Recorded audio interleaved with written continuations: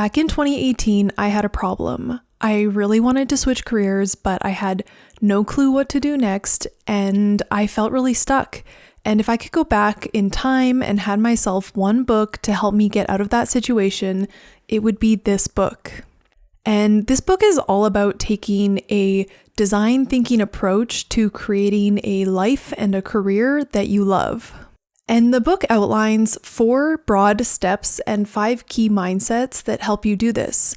And these steps are wayfinding, ideation, prototyping, and choosing a direction. And so in this video, I'm going to be covering the key mindsets, reframes, and takeaways, as well as some exercises in the book that I think will be the most helpful for you.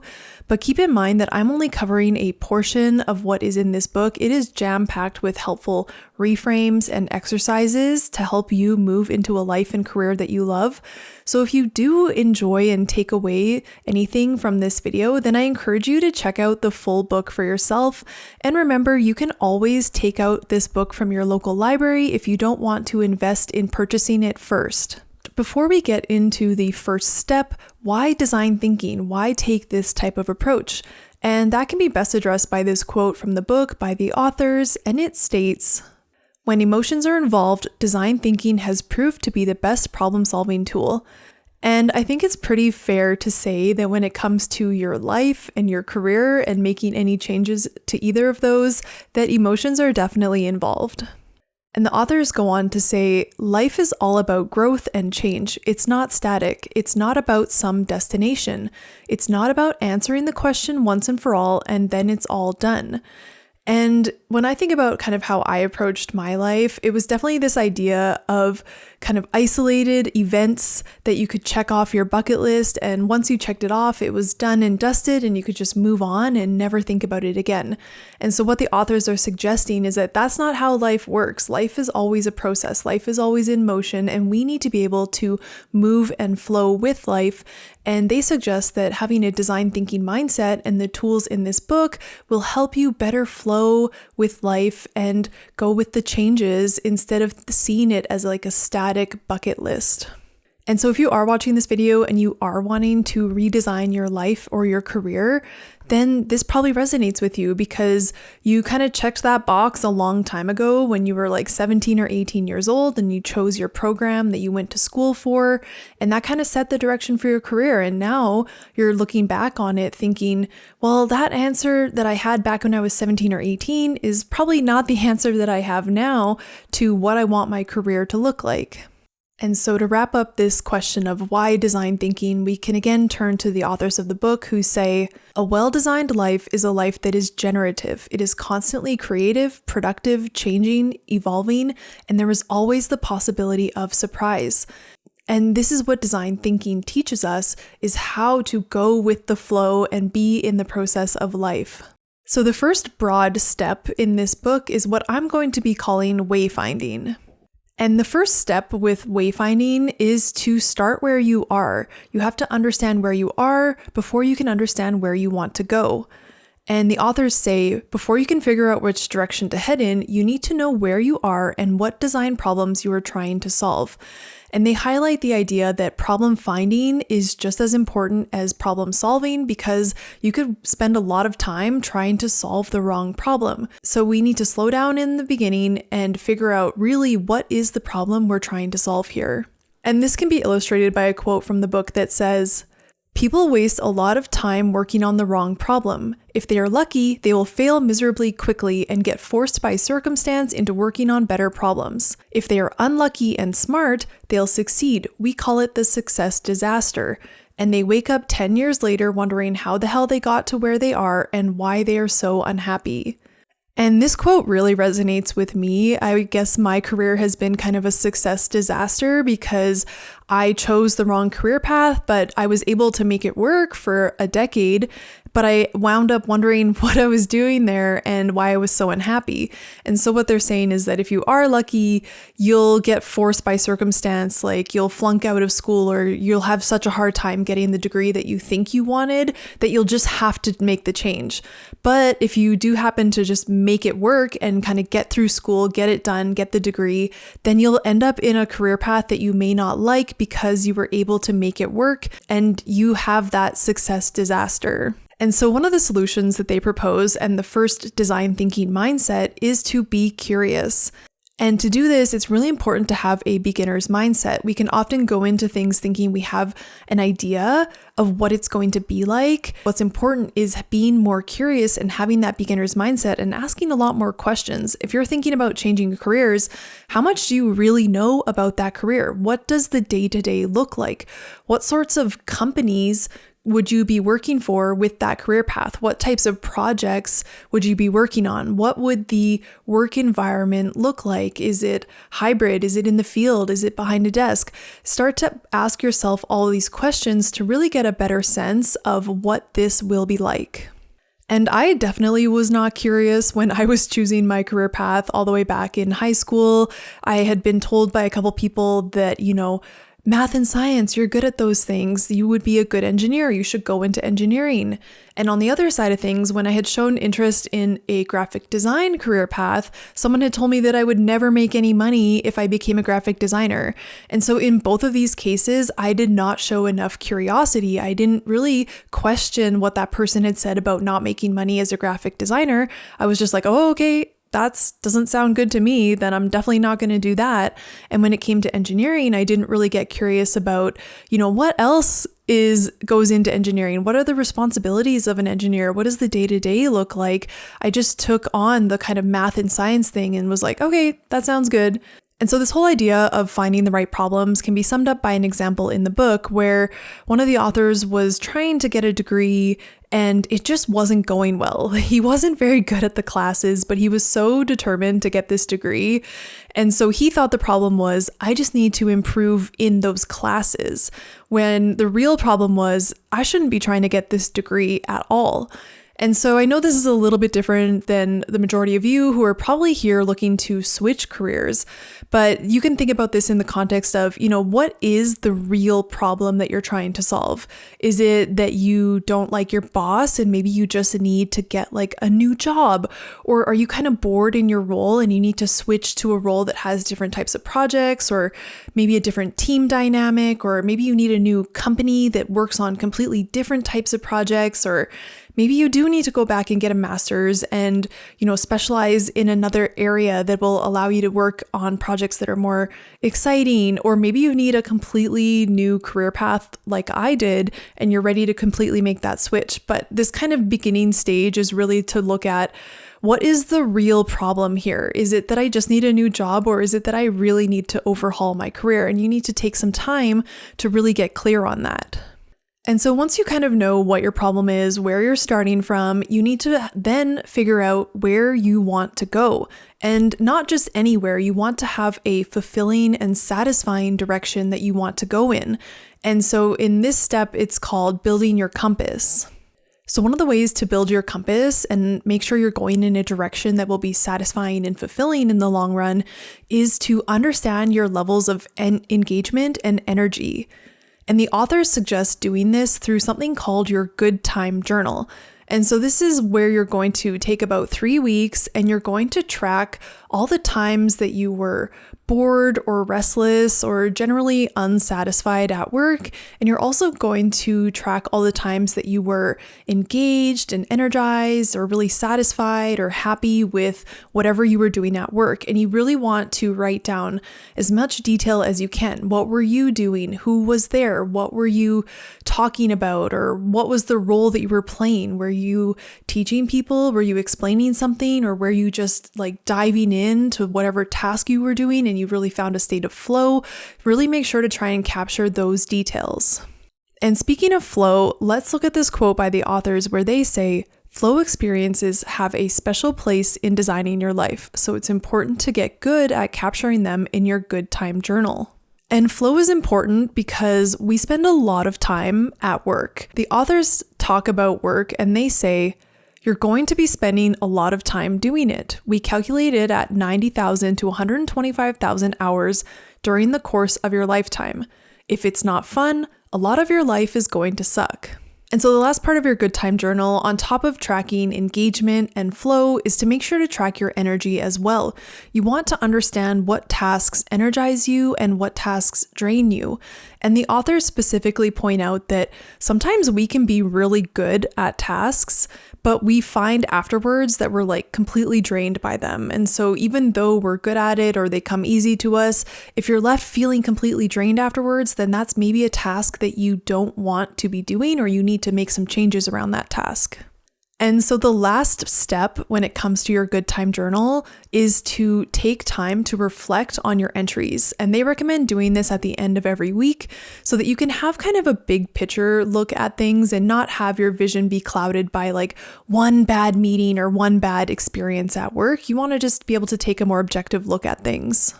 And so in your reflections, it's really important to dive into, okay, what was I doing specifically that led to me feeling, satisfied, fulfilled, in flow? Who was there? What was I doing, or what part of work was it that led to it being fulfilling? And I have a personal example of this. When I read this part of the book, I thought this would have been so helpful back in the day when I was trying to quit my job, because at the time at work, I really found myself enjoying anything where I got to be a little bit more creative. And so I really enjoyed tasks like making maps or making presentations and PowerPoints and things like that. I found that they were just like a nice break from my engineering work. And I really enjoyed the graphic design elements of like color, font, photography, things like that. But I also really enjoyed, taking engineering concepts and making them more simple and more digestible for non-engineering audiences. So I used to work with a lot of non-engineers, but I also used to work with a lot of engineers from other disciplines. And so they didn't really have a background in my specialty. And so I really enjoyed being able to make things more simple and digestible so that people could understand the work I was trying to do and how that work would blend into what they were also trying to do. And so if I had done this kind of deeper dive in my good time journal, if I had one back in the day, then I would have understood that, yes, I enjoy kind of the graphic design side of things, but I really enjoy teaching and sharing concepts and making them as simple as possible. And maybe that would have saved me from going down this whole thought process of, well, if I like making presentations and I like doing all this graphic stuff, maybe I should become a graphic designer. And if you've watched other videos on my channel, then you'll know that I did briefly go down this phase of exploring graphic design, and I had a whole Etsy shop and I did some stuff with that, and it was great and I was able to learn a lot from it, but ultimately it's not what I'm doing now. And maybe I could have skipped that step if I had done a little bit more of a deeper dive into my reflections at that time. So the next step in the process is ideation. So you get unstuck by coming up with lots of good ideas, and you also get unstuck by uncovering what are called anchor problems and reframing them. And so the first part of this kind of section of the book goes over a lot of tips on how to come up with a lot of ideas so that you have lots of creative ideas to choose from rather than kind of going with your first option. And one of the things that the authors suggest is to allow yourself to suspend your judgment and let even the crazy ideas come out. And it's not that you're going to choose these crazy ideas, but it's that in having these kind of wild, out-of-the-box ideas, you get into a much more creative brain space that allows you to generate a lot more ideas. And the authors emphasize that judgment is the enemy of creativity, and they say, we have to defer judgment and silence the inner critic if we want to get all of our ideas out. And this is kind of like the experience of when you're excited about a new idea and you go share it with someone and they immediately go, yeah, but have you thought of this? What about this? That doesn't seem like it's going to work. Are you sure? Are you being realistic? And they kind of have all this judgment that kind of sucks the life out of your idea and it kind of ruins the excitement. And so this is what you can do to yourself when you're also trying to brainstorm. And so it's really important to suspend that judgment so you can just get all the creative ideas out. And this step is really important if you're someone who, like me, who is in their career for around a decade, maybe longer, and you're ready to make a change. And this is especially important if you're someone who thinks they're ready to fully have a career change and not just a career pivot, because we can kind of get stuck thinking within the box of our current career. And so for me, I definitely was stuck in this box back in the day when I was still in engineering, and I had a really hard time seeing outside of the box of kind of like engineering careers or engineering adjacent careers. And so I went through this whole process of considering, a master's of engineering or getting an MBA. And then I was thinking about, engineering adjacent careers. I worked in municipal planning for a long time. And so I was like, maybe I should become a planner, or maybe I should become an architect. And you can see how I was like really like still within this box of very like municipal planning type career paths. And I wasn't able to look outside of that box. And so this whole idea of having crazy ideas to get more creative can help you get outside of the narrow confines of your current career and what you can see is possible right now. And one of the concepts from the book that I really wanted to highlight here is this idea of anchor problems. And so part of the ideation process is getting more creative. And sometimes we can get stuck on one solution that we can see, or kind of one way of things turning out. And when it just doesn't work, we get stuck because we're stuck on the one way that just can't work. And so this can look like being stuck on a certain timeline or a certain solution that things kind of have to happen. And so for me, I had a mini anchor problem. I didn't get too hung up on it, but for a while, I was really stuck on this idea of getting another master's degree. I kind of thought that was the only way I could pivot my career. And so I was thinking around all of these different master's programs. Should I get a master's of engineering? Should I get an MBA? Should I switch to another discipline and become like a planner? I was almost kind of stuck on that as the only solution. And I also had a timeline stuck in my head where I really wanted to finish my master's degree before I was 30. And so the way I could reframe this problem was, is a master's degree really the only solution here? Maybe I need to step back and get more creative and think of other solutions. And maybe I also need to relax my idea of what timeline things need to happen on, because at the time it was going to be pretty crunched for me to get the degree done by the time I was 30. And so the solution here is to take on another design thinking mindset, which is to reframe problems. And so you first need to recognize that you are in an anchor problem and that you're kind of stuck on one solution or one way of things happening or one timeline. And then you need to be able to reframe that. So either reframe the end outcome or reframe the steps or the process or how you think it's going to happen. And so step 3 is prototyping. And so prototyping allows us to try things in a low stakes environment and to test drive some possibilities. So the authors talk about prototyping in the book, and they go on to highlight one really important thing when it comes to prototypes, and that is a prototype is not a thought experiment. It must involve a physical experience in the real world. And so I have an example of something that I prototyped along my path kind of inadvertently, and that was that I did have a YouTube channel before this channel, and it happened to be an ASMR channel. And so that was a great way for me to kind of get a taste of YouTube and the filming process and the uploading and kind of what the back end of YouTube looks like. And it just gave me a lot of information on whether or not, YouTube may be something that I want to do in the future. And so prototyping is really important because sometimes we can go full send into something without having enough information about it, and only to realize later that we don't really like doing that thing or we don't find it that fulfilling. And an example from the book is a woman who wanted to start an Italian deli cafe because those were things that she really enjoyed herself, and she did the whole thing. She got the retail space, she started the deli, she had the cafe, it was all running. It was actually very successful, but she found out after the fact that she didn't really like running this sort of business. And so the authors say that she could have prototyped parts of that experience. She could have worked in a deli to understand what that was like. She could have maybe worked in a cafe to better understand that. She could have started her business as a catering business instead of a full retail space, because catering is a bit of a quicker, lower overhead startup than getting a full retail space set up. And so those are some examples of how you can start to break down what you're thinking about, take smaller chunks and get those pieces of information without having to go all in. And I know that if you're watching this video and you're thinking about changing careers, that it may seem difficult to prototype what you're thinking of, because if you're thinking of another career path that needs, a whole degree or something, how do you start to prototype that? And so maybe you have the option to start your new path as a side hustle. That is a great way to prototype, but you can also have prototyping conversations. And so these are conversations with people who have the career path or the job that you're considering.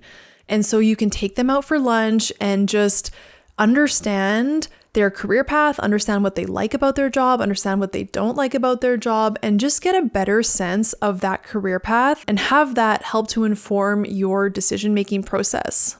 And so the prototyping stage really relies on another design thinking mindset, which is try stuff. And this is the most important mindset for me, because I spent a lot of time thinking about things and spinning my wheels and, Googling one more thing, watching one more YouTube video without actually taking action in the real world. And so the faster that you can get into action, the faster you get that feedback about whether or not you enjoy it, and then you can move forward to the next thing. So the fourth step is choosing a direction. And by now you should have lots of ideas. Hopefully you've prototyped and tried some things and you're ready to make a decision. And the first thing you need to do to be able to make that decision is to narrow down your list. And if you don't have that many ideas yet, then you have to go back to the beginning, back to the ideation stage, and come up with more ideas. But if you do have a lot of ideas, this is the other side of the problem. You either have not enough ideas or you feel like you have too many ideas and you don't know how to choose which one, or you don't know which one to do first, and you kind of get hung up on making that decision. And so the first step is to learn to narrow things down. And the authors stress that this is so important because they say, if you have too many options, you actually have none at all. And this is the idea that if you have so many options that you're paralyzed by the amount of choice that you have, then you don't really have any options. The whole point of coming up with options is that you eventually choose one. And so one of the first tips that they have is that you can group your options by category. So if there's kind of a common theme that runs through a couple of your options, group them together and then choose the one that you like the most and put it at the top. And the authors really emphasize getting down to about 5 top options, and you'll be able to choose from there. And one of the things that the authors bring up is this whole idea of, what if I choose the wrong thing? What if I cross off the thing that I'm supposed to be doing? And so they say that that is unlikely to happen because you'll just know. When you go to cross that one off, you'll just know. And they give this example of when someone asks you, like, let's get food. What type of food do you want? And you're like, I'm good, whatever. And they're like, okay, between Italian or Chinese, what do you want to eat? And you're like, whichever. And then they go, okay, we're going to go get pizza then. And you're like, no, I definitely do not want pizza. And so in that moment, you have that knowing that that is not what you want. And so they say that you'll have that same kind of experience when you go to cross off potentially what is your top choice.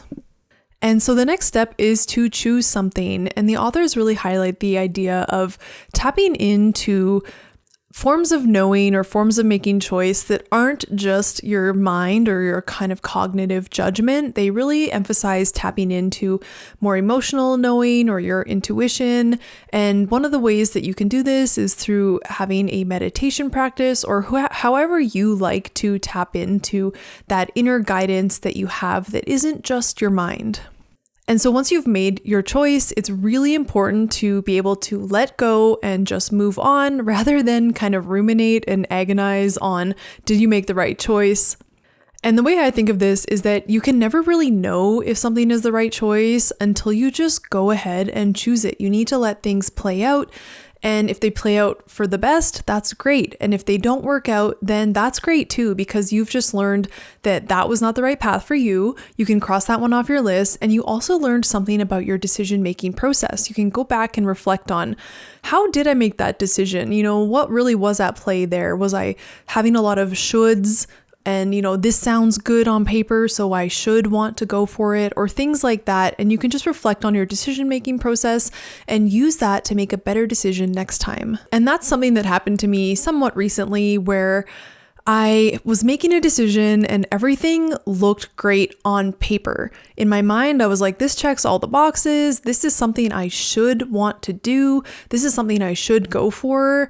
And on the other hand, my kind of intuitive or body knowledge was just not going for it. Like, I just wasn't like moving towards that thing, even though my mind was like, you should be going for this. Why aren't you doing it? And so I eventually let my mind kind of win that conversation, and I went for it. And pretty quickly, I realized that that was not the choice for me. And so that's a great piece of data and feedback on my decision-making process. And I can look back on that and really understand, my body, my intuitive knowing was not going for it. And now I know what that feels like. And I can really see that I really used my mind and I talked myself into that decision and it didn't work out. And that's great for me to know, because I can use that in the future to make sure that I don't just rely fully on my mind talking me into decisions. And so if you're someone that kind of struggles, or you think you might struggle with this idea of, but what if I left all those other great ideas behind? One of the things that you can consider is that you can do them all. You can do them later. You have to just choose one to start with now, and you can do those other things later. And another thing that the authors talk about is to let go by grabbing on. And so this is the idea of fully immersing yourself in whatever option you chose, so that your mind can focus on, making that a success rather than focusing on what you left behind. And so another part of this whole process of trying things and coming up with ideas and ultimately choosing solutions is this idea of failure immunity. And in anything that we do, there's always this chance that we will have some sort of failure or hurdle along the way. And in taking a design approach, this actually means failing by design. And the authors really emphasize, generate lots of ideas, try stuff, fail fast, and fail forward. And failure immunity can come from this mindset of you never really fail. Like, you're always failing forward because you're always learning things that you can then use for your next attempt. You're always learning about yourself or your process or your decisions or whatever that allows you to ultimately fail forward because you're going to be able to take that knowledge and that wisdom and apply it to what you do next. And the authors talk about prototyping and failure, and they say, prototyping to design your life is a great way to succeed sooner in the big important things by failing more often at the small, low exposure learning experiences. And again, this is where I love to come back to side hustling, because this is the exact idea where it's low stakes because you always have the financial fallback of your full-time job, and that is what is supporting you. And so you can try things and learn in a very low stakes environment. And I have a video where I talked about all the things that I learned from side hustling and all the hurdles that I faced along the way and how they kind of grew me as a person who could be an entrepreneur and run their own business and kind of things that come with that. And so I was able to learn in a very low stakes environment through side hustling that ultimately was able to generate, wisdom and insights and personal growth that support me in having my own business. And so part of failure immunity is the fourth design thinking mindset, and that is knowing that it's a process. And like we talked about at the beginning of this video, life is always a process, life is always in flow, and so we should always be striving to be in flow with life. And, that is understanding that it's always a process. It's a process of trying things from where you are now, learning, growing, up-leveling from where you are now. And then from that new perspective, you can then design new experiments, try new things. And it's just a continuous process of growth, trying things and up-leveling. And so one of the tips that the authors have as far as learning to become immune to failure is to actually start to log and reflect on and learn from your failures. And so what they suggest is that your failures will tend to fall into 3 buckets. And so the first bucket is screw-ups, the second bucket is just weaknesses, and the third bucket is growth opportunities. And so the idea behind screw-ups is that you just got it wrong. This is something you don't normally mess up on. It was just you happened to mess up on it that one time, and you can just let yourself off the hook. The second thing is weaknesses. And so this is more of like, this is something that you are always kind of weaker at, and they just say that you just need to learn to accept those things. Like one of the examples is if you're a procrastinator, you're kind of always going to be a procrastinator, and that's just a weakness that you can learn to live with, and just know that about yourself. And then the last one is growth opportunities. So this is something where you don't need to mess this up again. You can learn from what happened, and then you'll be able to avoid that in the future. And so the 5th design thinking mindset that is woven throughout the whole book is to ask for help.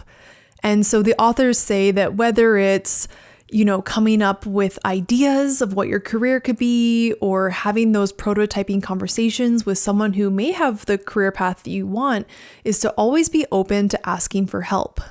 And since you're here on YouTube, I think that you already have at least 2 of the 5 mindsets that we've covered in this video, because you're looking for help outside of yourself and you're getting curious and you're watching videos. And I will leave you with one last quote from the authors, and that is, "A perfectly planned life that never surprises you or challenges you or tests you is a perfectly boring life, not a well-designed life." So I hope you've enjoyed this video. Let me know down in the comments which step or which tool that we covered you think would be the most helpful for you. I know that this book would have been so helpful for me back in the day when I was really struggling with career change. I struggled with not having enough ideas. I struggled with having too many ideas and not knowing which one to choose. I struggled with being up in my head and not doing enough real world prototyping. And ultimately, I also had a lot of trouble being able to choose my final path along the way. So all the steps in this book are really helpful if you are similar to me and you're looking to switch careers and you're just struggling along that path. So I hope that this video was helpful. If it was, if you took something away from it, then please give it a big thumbs up. I'd really appreciate that support. And if you're into this type of content, then consider subscribing for future videos like this. And with that, I will see you in the next video.